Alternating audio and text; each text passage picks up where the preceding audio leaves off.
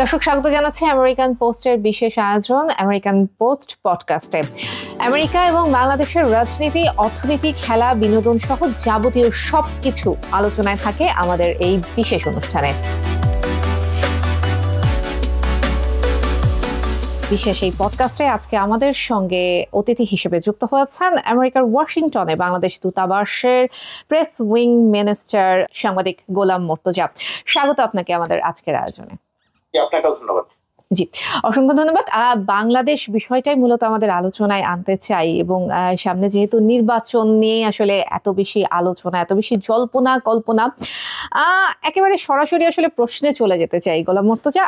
নির্বাচনের বিষয়টা যখনই আসে, এক পক্ষ বলছে নির্বাচন হবে না, এক পক্ষ বলছে না নির্বাচন যথাসময়ে হবে। আমি জানি আপনি যথাসময়ে নির্বাচন হবে সেই দলেরই লোক, তো আপনার কাছে আসলে জানতে চাইবো আপনি কেন আশাবাদী যে বাংলাদেশে নির্বাচন যথাসময়ে হবে? কারণ আপনি শুধুমাত্র যে সরকারের মুখপাত্র তা না, আপনি একজন রাজনৈতিক বিশ্লেষকও। আমি একটু আপনার রাজনৈতিক বিশ্লেষণা শুনতে চাই। না, প্রথমত কথা, নির্বাচন নিয়ে এবারের যে নির্বাচনটি হওয়ার কথা সরকারের পক্ষ থেকে যে সময়ের কথা বলা হয়েছে, সেটা তো হুট করে সময়টা নির্ধারণ করা হয়নি। এর তো অনেক দিনে অনেক রকমের আলোচনা, রাজনৈতিক দলগুলোর মতামত, পরামর্শ, তর্ক বিতর্ক, চাওয়া পাওয়া নানা কিছু মিলেমিশে শেষ পর্যন্ত গিয়ে একটি জায়গায় আসা হয়েছে এবং সেই জায়গাটি হচ্ছে যে আগামী 2026 সালের 15ই ফেব্রুয়ারির মধ্যে কোনো একটি তারিখে নির্বাচনটি অনুষ্ঠিত হবে। নির্বাচনটি অনুষ্ঠিত হবে, এটা হচ্ছে ডক্টর ইউনূস সরকারের জাতির কাছে কমিটমেন্ট, জাতির কাছে দায়বদ্ধতা। 2014, 2018, 2024 এই তিনটি জাতীয় নির্বাচনে একটি দেশের মানুষকে, ভোটারদের ভোট দিতে হয়। একটা বিপুল সংখ্যক মানুষ, একটা বিরাট সংখ্যক ভোটার সত্যি সত্যি তাদের ভেতরে একটা সন্দেহ এবং সংশয় এবং সন্দেহ আছে যে নির্বাচন কি আসলে অনুষ্ঠিত হবে, আমি কি ভোট দিতে পারবো। এই সংশয় বা সন্দেহটার কারণটা কি? এই সংশয় বা সন্দেহের কারণ বর্তমান সরকার নয়। এই সংশয় বা সন্দেহের কারণটি হচ্ছে বাংলাদেশ থেকে জনবিক্ষোভের মুখে, বিপ্লবের মুখে যে সরকারটি পালিয়ে গেছে, তাদের ওই প্রধানমন্ত্রী থেকে মসজিদের খতিব পর্যন্ত পালিয়ে গেছে যারা, সেই পালিয়ে যাওয়া রাজনৈতিক দলটি যেহেতু কোনো নির্বাচনে মানুষকে ভোট দেওয়ার সুযোগ রাখে নাই, ভোট ছাড়া নির্বাচন হয়েছে, বিনা ভোটে 153 জন 54 জন নির্বাচিত হয়ে গেছে, রাতের বেলায় ভোট হয়েছে। তো এই চিত্রগুলো তো দেশের মানুষ চোখের সামনে দেখেছেন, ভোটাররা চোখের সামনে দেখেছেন। এই ভোটাররা চোখের সামনে দেখার ফলে এখন যখন বলা হয়েছে যে একটি নির্বাচন অনুষ্ঠিত হবে, সেই নির্বাচনটি নিয়ে মানুষের ভেতরে কিছু কনফিউশন আছে। এই কনফিউশনের প্রথমত কারণ পালিয়ে যাওয়া রাজনৈতিক দল এবং তাদের নেতারা।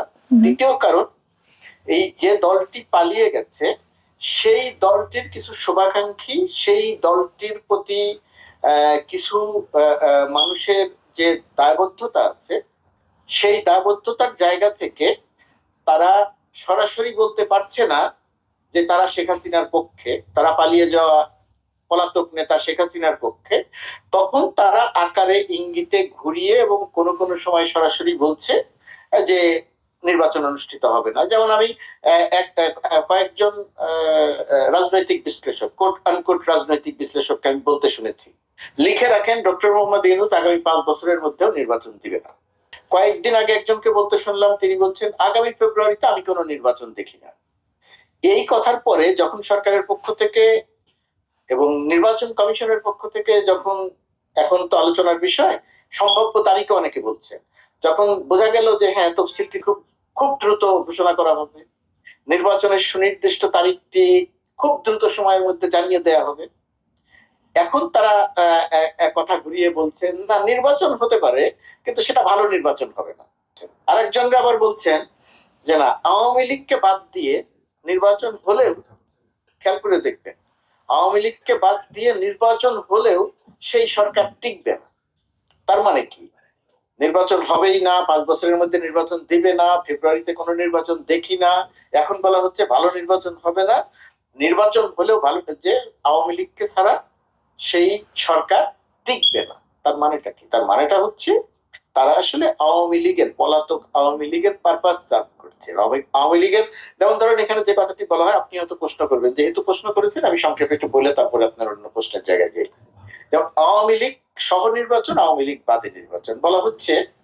2014, 2018, 2024-এ যেহেতু প্রধান দুটি রাজনৈতিক দলের একটি বিএনপি, তারা নির্বাচনে অংশ নেয়নি, সেই নির্বাচনগুলো প্রশ্নবিদ্ধ ছিল। এখন যদি 2026 সালের নির্বাচনে আওয়ামী লীগ যদি অংশ না নেয়, তাহলে এই নির্বাচনটিও প্রশ্নবিদ্ধ হবে।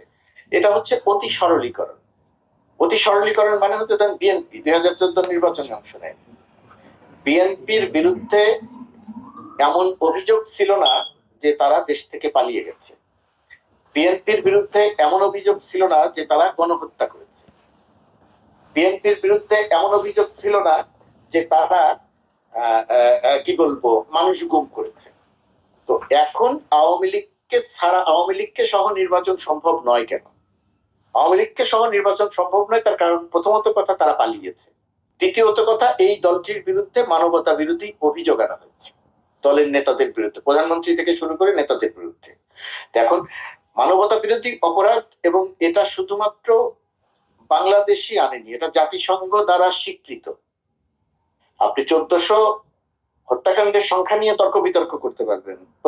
সাবেক প্রধানমন্ত্রী পলাতক শেখ হাসিনার পুত্র ওয়াশিংটনে যিনি বসবাস করেন, তিনি দাবি করেছেন যে যেহেতু স্বাস্থ্য উপদেষ্টা 800 কতজনের কথা বলেছেন, তিনি সেই সংখ্যাটাকে সঠিক বলেছেন।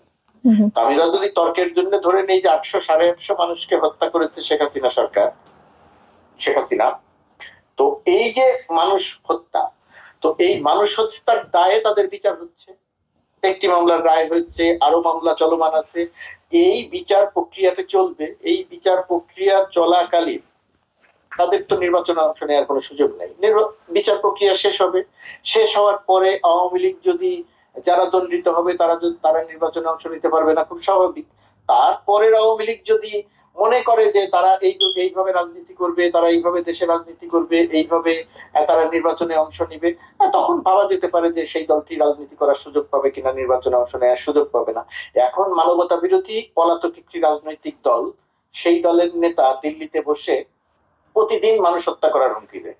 তিনি মানুষকে সাফ করবেন, তার দলের একজন নেতা বলছেন যে আমরা গুলি করে মানুষ হত্যা করব, সেটা শেখ হাসিনা বলছেন যে খালি বড় বড় কথা বললে হবে না, কাজ করে দেখাও। তার মানে শেখ হাসিনা বলছেন যে মানুষ হত্যা করো। তো শেখ হাসিনার পক্ষে যারা বলছেন যে তাদেরকে আওয়ামী লীগকে নির্বাচনে অংশ নিতে দিতে হবে, তারা আসলে কি বলছে?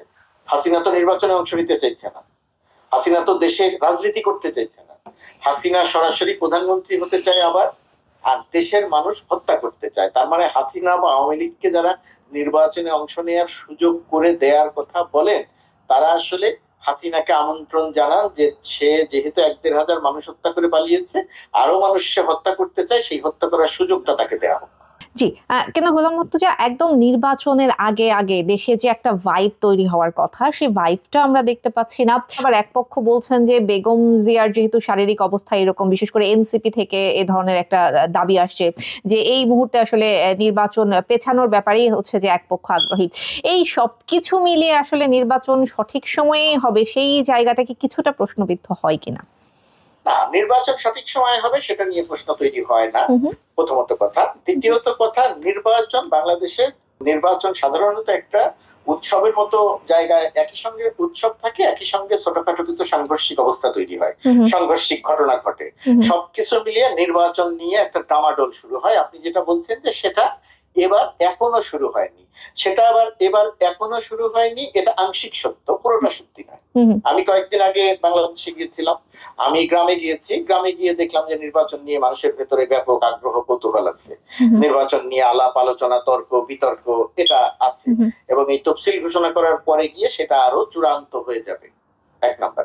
2 নাম্বার হচ্ছে এই যে নির্বাচন নিয়ে যে মানুষের ভেতরে কনফিউশনের কথা যেটা বলছেন, যে নির্বাচন হবে কিনা, বা বেগম খালেদা জিয়া অসুস্থ, তার কারণে নির্বাচন দেরি হবে কিনা। দেখেন, বেগম খালেদা জিয়া এখন শুধুমাত্র তিনি বিএনপির নেতা নন। পরিবর্তিত বাংলাদেশে ইতিমধ্যেই আমার ধারণা দেশের মানুষের কাছে এটা পরিষ্কার হয়েছে যে বেগম খালেদা জিয়া বিএনপির নেত্রী নয়, তিনি আসলে এখন বাংলাদেশের নেত্রী, বাংলাদেশের একটা আইকনিক ফিগার। একমাত্র আইকনিক ফিগার বাংলাদেশে, যে মানুষটিকে কেন্দ্র করে বাংলাদেশ নতুন ভাবে পরিচালিত হতে পারে। এখন সেই মানুষটি অসুস্থ, গুরুতর অসুস্থ, তার জীবন সংকটাপন্ন। সেরকম একটা জায়গা থেকে মানুষের মনে এই ধারণা হতেই পারে যে তার এই সংকটকালীন, তার জীবন সংকটকালীন অবস্থাতে নির্বাচনটি অনুষ্ঠিত হবে কি হবে না, এই আলোচনা যেমন থাকতে পারে। আর সরকার এবং নির্বাচন কমিশনের জায়গা থেকে একদম দৃঢ়ভাবে চাওয়া হচ্ছে যে নির্বাচনটি অবশ্যই ঘোষিত তারিখে, ফেব্রুয়ারির মধ্যে যে তারিখটি ঘোষণা করা হবে সেই ঘোষিত তারিখেই নির্বাচনটি অনুষ্ঠিত হবে। সরকারের এই জায়গাটিতে কোনো সংশয় সন্দেহ নাই। তারপরে যদি, যেমন এনসিপির কথা আপনি বললেন, এটা তো এনসিপি বলেছেন, এনসিপি, বিএনপি বা অন্যান্য সকল রাজনৈতিক দল, তারা যদি একসঙ্গে হয়ে সরকারের সঙ্গে দেখা করে আলোচনা করে বিশেষ কোনো দাবি সামনে আনে, সেটা তখন সেটা বাস্তবতা বিবেচনায় আলোচনা হতে পারে। সেই আলোচনা হবে কি হবে না সেটাই আমরা জানি না, সেরকম পরিস্থিতি আসবে কি আসবে না সেটাই আমরা জানি না। আপনি খেয়াল করে দেখবেন, বিএনপির নেত্রী বেগম খালেদা জিয়া অসুস্থ, সেই অসুস্থ, গুরুতর অসুস্থ, যখন তাকে এতটাই অসুস্থ যখন তাকে বিদেশে নেওয়া যাবে কি যাবে না ডাক্তার মেডিকেল বোর্ডের সিদ্ধান্তের উপরে নির্ভর করছে, সেই সময়ও বিএনপি কিন্তু তার নির্বাচন কেন্দ্রিক যে রাজনীতি সেটা কিন্তু অব্যাহত রেখেছেন। মানে কি, তখনও তারা 36টি আসনে নতুন করে প্রার্থী ঘোষণা করেছেন। তার মানে বিএনপি তো তার অবস্থান থেকে সরে যায়নি। এনসিপি দাবি জানিয়েছে, এই দাবি তো যে কোনো রাজনৈতিক দল জানাতে পারে। তো এই দাবি যদি একটা জাতীয় দাবিতে পরিণত হয় তখন এটা নিয়ে আলোচনা হয়তো বা হবে, কিন্তু সরকারের জায়গা থেকে এরকম কোনো চিন্তা ভাবনা এখনো পর্যন্ত নাই। জি, গোলাম মুর্তজা, আপনি বলছেন যে সরকার আসলে সঠিক সময়ে নির্বাচন করতে চায়। আমি একটু এই বিষয়ে জানতে চাইবো, আমরা ধরে নিলাম সরকার সঠিক সময়ে নির্বাচন করার বিষয়ে আন্তরিক, কিন্তু সরকার আসলে কতটুকু প্রস্তুত? আমরা দেখলাম বরিশালে এবি পার্টির মহাসচিব ব্যারিস্টার ফুয়াদ, তিনি নির্বাচনী প্রচারণা চালানোর সময় বেশ লাঞ্ছিত হয়েছেন।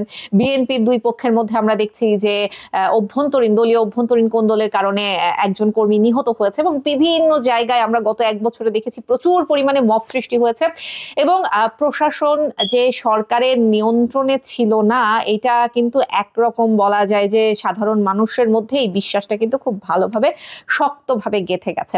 নির্বাচন যথাসময়ে হলেও সরকার আসলে নির্বাচনের জন্য কতটুকু প্রস্তুত, কিংবা প্রশাসনকে সামাল দেবার জন্য সরকার আসলে কতটুকু প্রস্তুত? প্রথমত কথা, সরকার শতভাগ প্রস্তুত, নির্বাচন কমিশন শতভাগ প্রস্তুত, প্রথমত কথা। দ্বিতীয়ত কথা, এই যে আপনি ব্যারিস্টার ফুয়াদের ঘটনা উল্লেখ করলেন, বিএনপির দুই পক্ষের কথা উল্লেখ করলেন, দেখেন আমাদের আমরা যখন এই কথাটা আলোচনা করব, আমরা একটু আমাদের এই উপমহাদেশের, বিশেষ করে পশ্চিমবঙ্গ, পাকিস্তান, শ্রীলঙ্কা, এই অঞ্চলের যে গণতন্ত্র এবং এই অঞ্চলের যে নির্বাচন, সেই নির্বাচনগুলো আমরা একটু বিবেচনায় রাখবো, এবং বাংলাদেশের পূর্বের নির্বাচনগুলো বলতে 91, 96, 2001, 2009, এই নির্বাচনগুলো আমাদের সবাইকে একটু বিবেচনায় রাখতে হবে যে সেই নির্বাচনগুলোর সময় মাঠের পরিবেশ আসলে কেমন ছিল। একই সঙ্গে উৎসব মুখর ছিল, একই সঙ্গে বিভিন্ন জায়গাতে সাংঘর্ষিক অবস্থা ছিল, প্রাণহানির ঘটনা ঘটেছে, আওয়ামী লীগের মধ্যে মারামারি হয়েছে, বিএনপির মধ্যে মারামারি হয়েছে, আওয়ামী লীগ বিএনপির মধ্যে মারামারি হয়েছে, সবগুলো ঘটনা ঘটেছে। আমি এই সমস্ত এটা দিয়ে আমি এটাকে জাস্টিফাই করছি না যে মারামারি হবে, এটা স্বাভাবিক, হওয়া উচিত নয়। এমন একটা নির্বাচন হওয়া উচিত যে নির্বাচনে কোনো বিশৃঙ্খলা থাকবে না। কিন্তু বাংলাদেশের এই অঞ্চলের রাজনীতি, নির্বাচনের যে রেওয়াজ, সেই রেওয়াজে আপনি যে ঘটনাগুলোর কথা বললেন, এর প্রতিটি ঘটনার এর কোনো ঘটনাটি খুব অস্বাভাবিক কোনো ঘটনা নয়, প্রত্যাশিত নয়। আমি চাই না যে এরকম কোনো ঘটনা ঘটুক। ব্যারিস্টার ফুয়াদকে যে অপমান অসম্মান করা হয়েছে, কোনো অবস্থাতেই আমি সেটাকে সমর্থন করি না, কিন্তু পরস্পর প্রতিপক্ষ, সেই প্রতিপক্ষের জায়গাতে নানা রকমের স্বার্থ সংশ্লিষ্ট বিষয়ে সুবিধা পাওয়ার আশায় নানা রকমের এই ঘটনাগুলো ঘটে। এই ঘটনাগুলোর কথা আপনি যেটা বলছেন, আগামী নির্বাচনের সময় যত এগিয়ে আসবে এই ঘটনাগুলো যে একেবারে থাকবে না তা নয়। কোনো কোনো ক্ষেত্রে আমার আপনার মনে হবে যে এই ঘটনাগুলো আরো বাড়তে পারে। কয়েকদিন আগে আপনি খেয়াল করে দেখবেন যে শাটডাউন, লকডাউন কর্মসূচি দিয়ে গাড়িতে আগুন দেওয়া হয়েছে, বাস পোড়ানো হয়েছে। এই যারা দেশ থেকে পালিয়ে গেছে তারা তো যেহেতু অনলাইনে ঘোষণা দিয়ে মানুষ হত্যা করতে বলছে, আগামী কয়েকদিন পরে বা নির্বাচনের তফসিল ঘোষণা যেদিন হবে সেই দিন বা নির্বাচনের সময় যত এগিয়ে আসবে, তারা তাদের গাড়িতে আগুন দেওয়ার পরিমাণ আরো বৃদ্ধি করবে, মানুষ হত্যা করতে করে একটা অরাজকতা তৈরি করতে চাইবে, এই কাজগুলো হবে।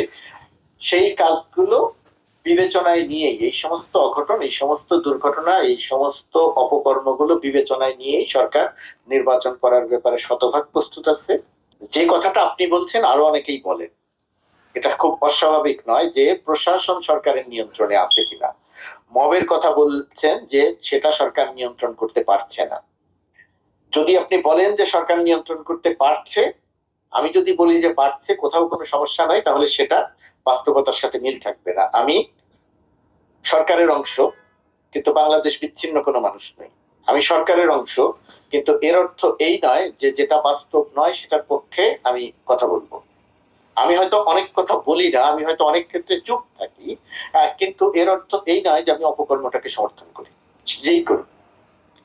এইখানে যে সমস্ত ঘটনা ঘটেছে, মবের কথা বলছেন, যে সমস্ত অরাজকতা তৈরি হয়েছে, কোনো ঘটনা ঘটা প্রত্যাশিত ছিল না, এক নাম্বার। দুই নাম্বার হচ্ছে একটা গণ অভ্যুত্থান এবং বিপ্লব পরবর্তী দেশে, যে সমস্ত দেশে এই ধরনের গণ অভ্যুত্থান এবং গণ অভ্যুত্থান বা বিপ্লব সংগঠিত হয়েছে, সেই গণ অভ্যুত্থান এবং বিপ্লবের রেশ হিসাবে কিছু অরাজকতা, কিছু সহিংসতা, কিছু প্রত্যাশিত নয় এরকম কর্মকাণ্ড এই বিপ্লবের সূত্র ধরে, বিপ্লবের স্রোতের সাথে, গণ অভ্যুত্থানের স্রোতের সাথে ওই জাতির উপরে ভর করে। বাংলাদেশও এর বাইরে নয়, বাংলাদেশও সেই জায়গাটিতেই আছে। যে সমস্ত অরাজকতা আমরা দেখছি, কোথাও কোথাও সরকারের দুর্বলতা আছে, কোথাও কোথাও সরকার কঠোর হতে পারেনি, কোথাও কোথাও সরকার সংবেদনশীলতার পরিচয় দিতে গেছে, যেটাকে মানুষ দুর্বলতা মনে করেছে, যেটাকে মানুষ মনে করেছে সরকারের প্রশাসনের উপরে নিয়ন্ত্রণ নাই। অর্থাৎ সবকিছু মিলিয়ে এমন কিছু ঘটনা ঘটেছে যেটা সমাজে অনেক প্রশ্ন তৈরি করেছে। এখন হয় কি যে মানুষ, আমি যে কথাগুলো বললাম যে বিপ্লবের সূত্র ধরে মানুষ আসে, মানুষ আসলে এই অংশটি মনে রাখতে চায় না, এই অংশটি ভাবতে চায় না। মানুষ ভাবতে চায় তারা একটা দানব, একটা দানব মনস্টার হাসিনাকে তারা তাড়িয়ে দিয়েছে, দলকে তারা তাড়িয়ে দিয়েছে, এখনকার বাংলাদেশ হবে একেবারে সুখী, সমৃদ্ধ, শান্তিতে পরিপূর্ণ। এটা মানুষ ভাবে, মানুষের ভাবনাটা খুব স্বাভাবিক, খুবই স্বাভাবিক ভাবনা। আমরা সবাই এরকম একটা দেশ চাই, কিন্তু বাস্তবতাটা এরকম নয়। এরকম দেশ আমরা চাই, এরকম দেশ আমরা বিনির্মাণ করতে চাই, কিন্তু বাস্তবতা আসলে আমাদের সেটাকে করতে দেয় না। বাট এইরকম জায়গাতে আমরা যেতে চাই, সেই যেতে চাওয়ার জন্য আমাদের অনেক পথ পাড়ি দিতে হবে। একটা সরকার, অন্তর্বর্তীকালীন সরকার, বছর দেড়েক, 2 বছরের মধ্যে নির্বাচন দিয়ে চলে যাবে, নির্বাচিত একটি সরকার আসবে, তাদের একটা বড় দায়িত্ব হবে এই জায়গাটিতে কাজ করা। এই সরকার কি করে দিয়ে গেল খেয়াল করে দেখবেন আপনি, আইন শৃঙ্খলা সহ আপনি যে সমস্ত কথা বললেন সেই জায়গাটা নিয়ে সরকারকে আপনি প্রশ্ন করতে পারবেন।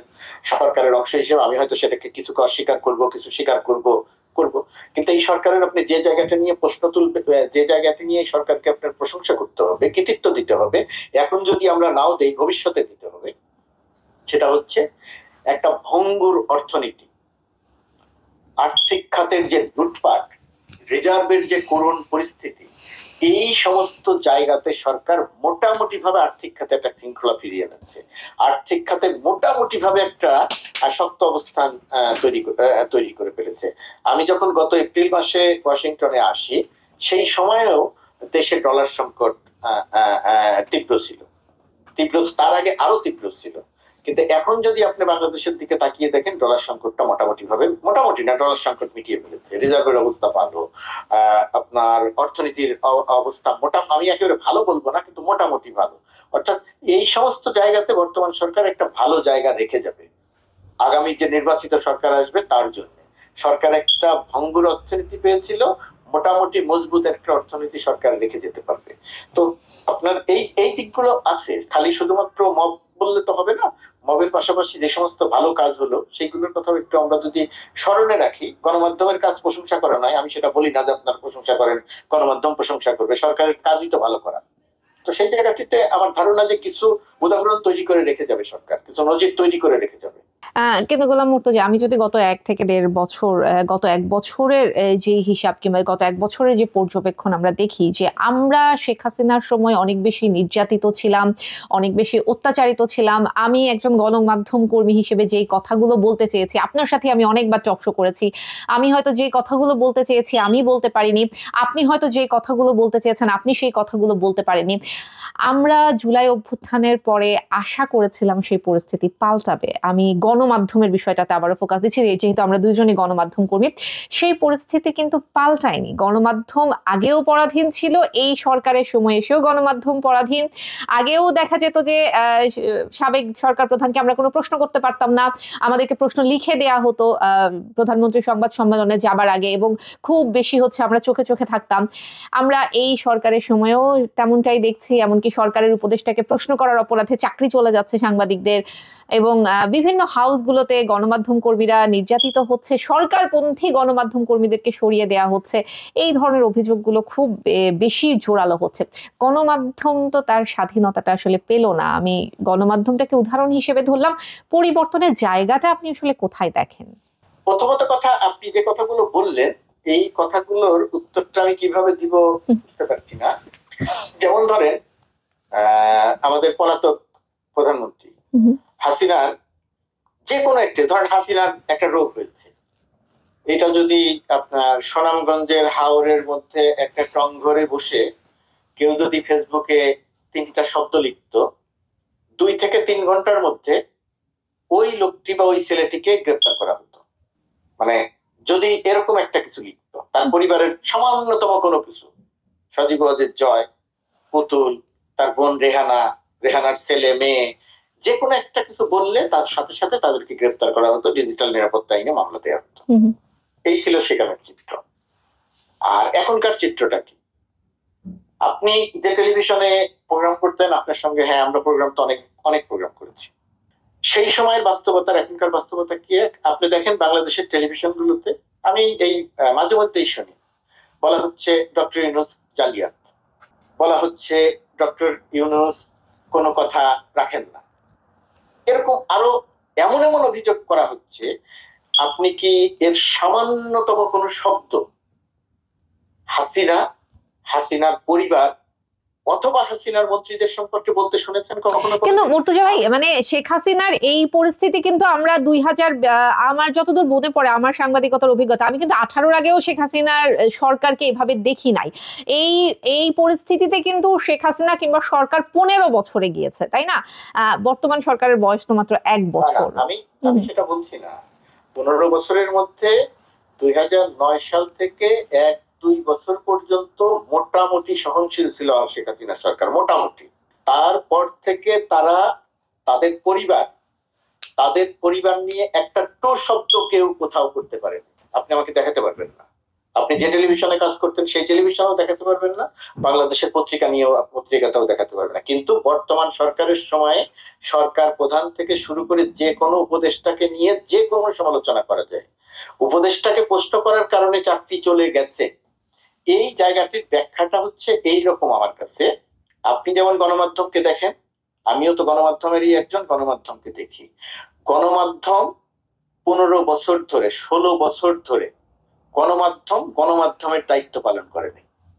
গণমাধ্যম এক ধরনের সরকারের চাটুকার প্রতিষ্ঠানে পরিণত হয়েছিল। এই চাটুকারিতা করতে গিয়ে, অপকর্ম করতে গিয়ে, প্রোপাগান্ডা চালাতে গিয়ে গণমাধ্যমের অপরাধ বা পাপের ভারটা এতই ভারী হয়েছে যে তারা পাপে পরিপূর্ণ হয়ে গেছে। এই পরিপূর্ণ হয়ে যাওয়ার কারণে যখন 5 আগস্টের পরিবর্তনটা আসলো, সেই পরিবর্তনটা আসার পরে গণমাধ্যমের ভেতরে এক ধরনের ভীতি তৈরি হয়ে গেল। গণমাধ্যম মানে মালিক পক্ষ যারা পরিচালনা করেন তাদের ভেতরে একটা ভীতি তৈরি হয়ে গেল। এই ভীতি তৈরি হওয়ার ফলে রাতারাতি এরা তাদের অবস্থান পরিবর্তন করে আবার একই রকম ভাবে নতুন সরকারের গণঅভ্যুত্থান যারা সংগঠিত করলো তাদের প্রশংসা করতে মেতে উঠলো। তো সেই প্রশংসা করতে যে আর সরকারের জায়গা থেকে যেহেতু খুব বেশি সুবিধা পাওয়া গেল না, কিন্তু তাদের ভেতরে এই ভয়টা থেকে গেল। এখন একজন উপদেষ্টাকে প্রশ্ন করছেন, সরকারের পক্ষ থেকে বলা হয়নি তাদের বিরুদ্ধে ব্যবস্থা নিতে, কিন্তু সেই সাংবাদিকের চাকরি করে যাচ্ছে, এটা হচ্ছে সত্য। এটা হচ্ছে ওই গণমাধ্যম ভীত ছিল যে যেহেতু উপদেষ্টাকে সেই প্রশ্ন করেছে, এখন সরকার চাইলে তাদের বিরুদ্ধে ব্যবস্থা নিতে পারে। কি করে ব্যবস্থা নিতে পারে? কারণ তার অতীত পাপের বোঝাটা অনেক ভারী। এই সমস্ত প্রফেশনালিজম না থাকার কারণে গণমাধ্যম তার নিজের স্বকীয়তা হারিয়ে আবার যে নিজস্ব স্বকীয়তা নিয়ে গণমাধ্যম যে একটা শক্ত ভিত্তির উপরে দাঁড়িয়ে ক্ষমতাকে প্রশ্ন করবে, গণমাধ্যম যে একটা শক্ত ভিত্তির উপরে দাঁড়িয়ে অন্যায় অপকর্মের বিরুদ্ধে প্রশ্ন করবে, সেই জায়গাটি বাংলাদেশের অধিকাংশ গণমাধ্যমের নাই। না থাকার কারণে আপনি এই যে অভিযোগগুলোর কথা বলছেন, সেই অভিযোগগুলোর অনেক কিছুই সত্যি মনে হচ্ছে। কিন্তু গণমাধ্যম বলেন, সোশ্যাল মিডিয়া বলেন, এহেন সমালোচনা নাই যা সরকারকে করা হচ্ছে না। পূর্বের সঙ্গে কোনো অবস্থাতেই আপনি সেটাকে মেলাতে পারবেন না, বর্তমান সময়কে মেলাতে পারবেন না। গণমাধ্যমে বললাম যে একটা সরকার প্রধানকে জালিয়াত বলার পরেও কোনো ব্যবস্থা তাদের বিরুদ্ধে নেওয়া হয়নি। কয়েকদিন আগে দেখলাম দুইজন আলোচনা করছেন, একজন বিএনপি নেতা আর একজন সাংবাদিক, দুইজন আলোচনা করছেন যে বেগম খালেদা জিয়া মৃত্যু হয়েছে, সরকার এটা প্রকাশ করছে না। আপনি চিন্তা করে দেখেন, বেগম খালেদা জিয়ার মতো একজন মানুষ, তাকে নিয়ে এই প্রপাগান্ডা চালানো হচ্ছে সোশ্যাল মিডিয়াতে।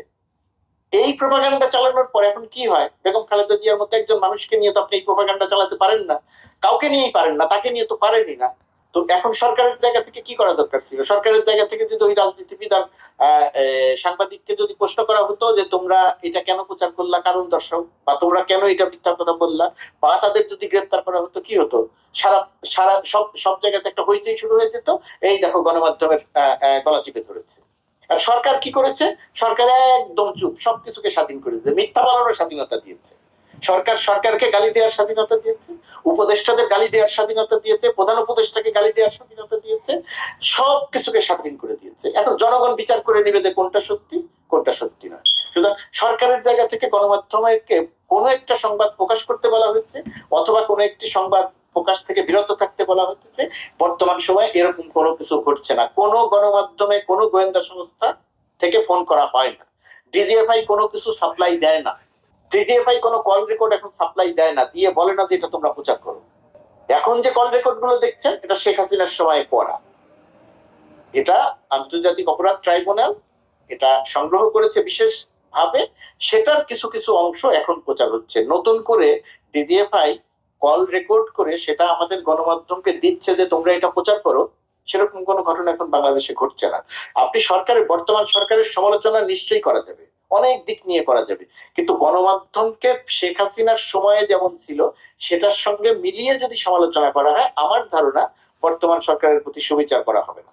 গোলাম মুর্তজা, আমরা একদম শেষের দিকে চলে এসেছি। খুব ছোট্ট করে দুটো বিষয় আলোচনায় আনতে চাই। প্রথম যে বিষয়টি আনবো সেটি হচ্ছে, বর্তমান সময়ে বাংলাদেশে আমরা দেখতে পাচ্ছি যে মুক্তিযুদ্ধকে বিতর্ক করার চেষ্টা চলছে, বাংলাদেশের ইতিহাসকে বিকৃত করার চেষ্টা করা হচ্ছে।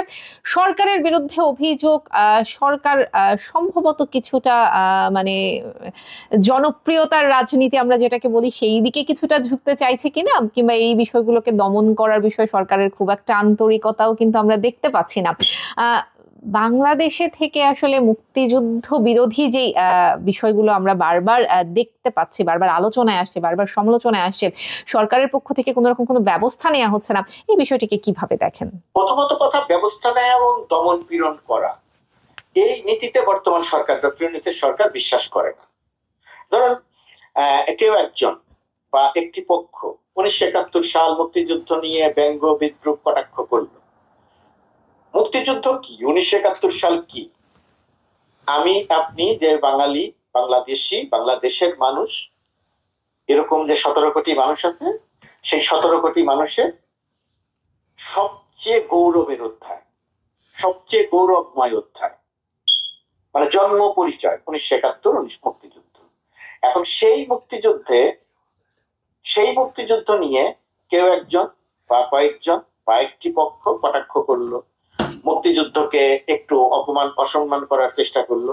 এখন সরকার যেহেতু দমন পীড়ন করার নীতিতে বিশ্বাসী নয়, এটাকে মোকাবেলা করতে হবে তথ্য দিয়ে, অসত্যের বিপরীতে সত্য তথ্য দিয়ে।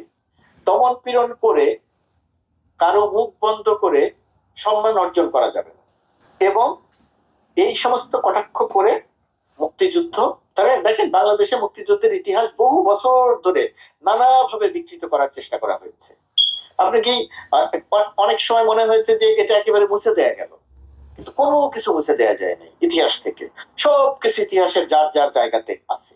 সুতরাং এই সময়ে কে কটাক্ষ করলো এবং সেইটার বিরুদ্ধে সরকার কেন ব্যবস্থা নিল না, সেটা আমার কাছে মনে হয় না যে খুব বড় কোনো বিষয়। 1971 সালে পাকিস্তানিরা যখন এদেশে গণহত্যা করছিল তখনও পাকিস্তানিদের পক্ষ কিছু মানুষ নিয়েছিল। এখনো মুক্তিযুদ্ধের বিরুদ্ধে থেকে কিছু বিপক্ষে মানুষ আছে। এখন যেহেতু দেশটা আমাদের সবার, সবাইকে নিয়ে থাকতে হবে, তো সেই সবাইকে নিয়ে থাকতে হলে আমি ধরে ধরে কে একটু অপমান করলো, কে একটু অসম্মান করলো, এর বিরুদ্ধে ব্যবস্থা নেয়া, এর বিরুদ্ধে দমন করা, এত কঠোর জায়গাতে যাওয়ার নীতিতে সরকার বিশ্বাস করে না। এখন আমি আপনার সঙ্গে আজকের এই প্রোগ্রামটা করছি, আমি কথা বলতে গিয়ে আপনাকে একটু অসম্মান করে কথা বললাম। এখন আপনি আমাকে কি করতে পারবেন? আপনি আমাকে মামলা করবেন, আপনি কান্নাকাটি করবেন, আপনি আমাকে তার বিপরীতে আমাকে অসম্মান করবেন, নাকি আপনি সত্য তথ্যটা দিবেন, বা আপনি আমাকে বিনয়ের সঙ্গে বলবেন যে আপনি যে কথাটা বললেন আমার ক্ষেত্রে অসম্মানজনক, এটা আপনি বলতে পারেন না। আপনি যদি আমাকে আরেকটু অসম্মানজনক কথা না বলে, আপনি যদি আমি যেটা বললাম, আপনি যদি বিনয়ের সঙ্গে আমাকে বলেন যে আপনি যে এই শব্দটি ব্যবহার করলেন, এটা বলে এটা আপনি বলতে পারেন না একজন মানুষ সম্পর্কে আমাকে, আমার ধারণা এই অনুষ্ঠানটির যে দর্শক, সেই দর্শকের প্রায় শতভাগ আপনার পক্ষে অবস্থান নিবে যে না, উনি অত্যন্ত সঠিক কথা বলেছেন, আমি হয়তো খারাপ কথা বলেছি কিন্তু আপনি খারাপ কথা বলেন নাই। অর্থাৎ আমি বলতে চাইছি যা সত্য, যা বাস্তব, যা আমাদের গৌরবের, সেটার পক্ষে বাংলাদেশের প্রায় সব মানুষ।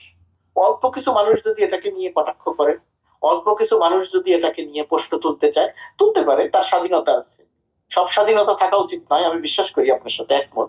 কিন্তু তারপরেও কি করা যাবে, তারা এটা বলবে, বলে যেহেতু জনগণের কাছে কোনো গ্রহণযোগ্যতা পাবে না, সুতরাং এটাকে ইগনোর করার নীতিতেই থাকা উচিত। জি, আমরা একদম শেষ পর্যায়ে চলে এসেছি। গোলাম মুর্তজা, 25শে ডিসেম্বর পর্যন্ত প্রবাসী ভোটাররা ভোট দিতে নিবন্ধন করতে পারবেন। প্রবাসীদের ভোটের যেই ব্যবস্থা অন্তর্বর্তীকালীন সরকার চালু করেছেন, নিঃসন্দেহে সেটাকে সাধুবাদ জানানোর মতো একটি উদ্যোগ। কিন্তু প্রবাসীদের সাড়া মনে হয় যে আমরা আশা অনুরূপ খুব একটা দেখতে পাচ্ছি না। আপনিও একমত কিনা? মানে বাংলাদেশের অন্তর্বর্তীকালীন সরকারের অবস্থান হচ্ছে যত বেশি সংখ্যক প্রবাসীকে নির্বাচনের সঙ্গে সম্পৃক্ত করা যায়। যুক্তরাষ্ট্র থেকে এখন পর্যন্ত যে সারা আছে, সেই সারাকে আমি একেবারে খারাপ বলছি না, তাহলে এখন পর্যন্ত হয়তো 20-22 হাজার মানুষ ভোটার নিবন্ধন সম্পন্ন করেছে। 25 তারিখ পর্যন্ত সময় আছে, এখনো প্রায় 18-19 দিন পর্যন্ত সময় আছে। এই সময়ের মধ্যে আরো অনেকে নিশ্চয়ই হবে। তবে যুক্তরাষ্ট্রে সম্ভবত কিছু বাস্তবতা আছে, সেই বাস্তবতাগুলো কি আমি বিস্তারিত আলোচনা করতে চাই না, কিন্তু এটা তো সারা পৃথিবীতে যে 1-1.5 কোটি বাংলাদেশি আছেন, এও একটা দুর্ভাগ্যের বিষয় আমাদের, যে সারা পৃথিবীতে যে ঠিক কত বাংলাদেশি আছেন এই ডাটাও আমাদের কাছে আসলে নাই। আমরা বলি 1 কোটি বা 1.5 কোটি, 1 কোটি বা 1.5 কোটি মানে পার্থক্য 50 লক্ষের। তো এটা একটা আমাদের জন্য দুর্ভাগ্যজনক। কিন্তু আপনি যদি সৌদি আরবের কথা বলেন, আপনি যদি দুবাইয়ের কথা বলেন, আপনি যদি মালয়েশিয়ার কথা বলেন, আপনি যদি পৃথিবীর অন্যান্য জায়গায় যেখানে অনেক বেশি বাংলাদেশি আছেন, সেই সমস্ত জায়গাতে কিন্তু প্রবাসীদের ভোটার হওয়ার একটা ব্যাপক সাড়া পাওয়া যাচ্ছে এবং অনেক সংখ্যা বাড়ছে। আর যুক্তরাষ্ট্র থেকে শেষ পর্যন্ত কতজন ভোটার নিবন্ধন করলেন, সেই সংখ্যাটার চেয়েও এখানে বেশি গুরুত্বপূর্ণ সরকারের কমিটমেন্ট। প্রবাসীদের ভোটের অধিকার দিতে হবে, এই সরকারের কমিটমেন্ট ছিল। এই সরকার সেই কমিটমেন্টটি রক্ষা করেছে। এটার সেই জায়গাতে গুরুত্বপূর্ণ ব্যাপার যেটা, এই যে ভোটাধিকার দেওয়ার কার্যক্রমটা শুরু হলো, প্রবাসীদের এনআইডি দেওয়ার কার্যক্রমটা শুরু হলো, এটা কিন্তু চলমান থাকবে। সরকার আসবে, সরকার যাবে। কোন সরকার এসে হুট করে একদিন বলে দিতে পারবেন না যে না, প্রবাসীদের আর ভোটের অধিকার থাকা যাবে না। বর্তমান সরকার যে কাজটি শুরু করে দিল, এবারে সংখ্যায় কম ভোট দিল না বেশি ভোট দিল তার চেয়েও গুরুত্বপূর্ণ প্রবাসীদের যে দীর্ঘ দিনের চাওয়া, তারা অর্থনীতিতে অবদান রাখে, এখন তারা দেশ গঠনে, রাজনৈতিক নেতৃত্ব নির্বাচনে, সরকার নির্বাচনে ভূমিকা রাখবে। তো সেই ভূমিকা রাখার জায়গাতে একটা সময়ে গিয়ে কিন্তু এই প্রবাসীরা খুব গুরুত্বপূর্ণ ফ্যাক্টর হবে। কারণ 1-1.5 কোটি ভোটার, 1.5 কোটি মানুষের মধ্যে যদি 1 কোটি মানুষ ভোটার হয়ে যায়, তাহলে সেই 1 কোটি মানুষ কোন দিকে ভোট দিবে তার উপরে ভিত্তি করে অনেক কিছু নির্ভর করবে। সুতরাং প্রবাসীদের বিষয়গুলো একটা সময়ে গিয়ে অনেক বেশি গুরুত্ব দিতে হবে। খালি কথায় কথায় বললে হবে না প্রবাসীরা আমাদের অর্থনীতিতে এই অবদান রাখে, আমাদের রিজার্ভ এত বেড়েছে, এই কথা বহুবার হয়েছে। এই সরকার এসে যে কাজটি শুরু করে দিয়ে গেল, এই কাজটি অব্যাহত থাকবে আগামীতে। এটা হচ্ছে প্রবাসীদের একটা বড় অর্জন। দেখা যাক এখন যুক্তরাষ্ট্রের সর্বশেষ কততে গিয়ে দাঁড়ায়। তবে আমরা প্রত্যাশা করি, আমরা সবাইকে বলার চেষ্টা করছি, জানানোর চেষ্টা করছি, আপনারা ভোটার নিবন্ধন সম্পন্ন করেন। আশা করছি এই সংখ্যাটা একেবারে কম থাকবে না, এটা বাড়বে আরো। জি, মুর্তজা একদম শেষ পর্যায়ে চলে এসেছে। আপনাকে অসংখ্য ধন্যবাদ, আজকে আপনি আমাদেরকে সময় দিয়েছেন। আপনাকে অনেক ধন্যবাদ। আপনার দর্শক যারা এই অনুষ্ঠান দেখলেন, ধন্যবাদ আপনাদের সবাইকে। দর্শক, আমেরিকান পোস্ট পডকাস্টে এই ছিল আজকের মতো। আমেরিকান পোস্টের সঙ্গেই থাকুন সবসময়।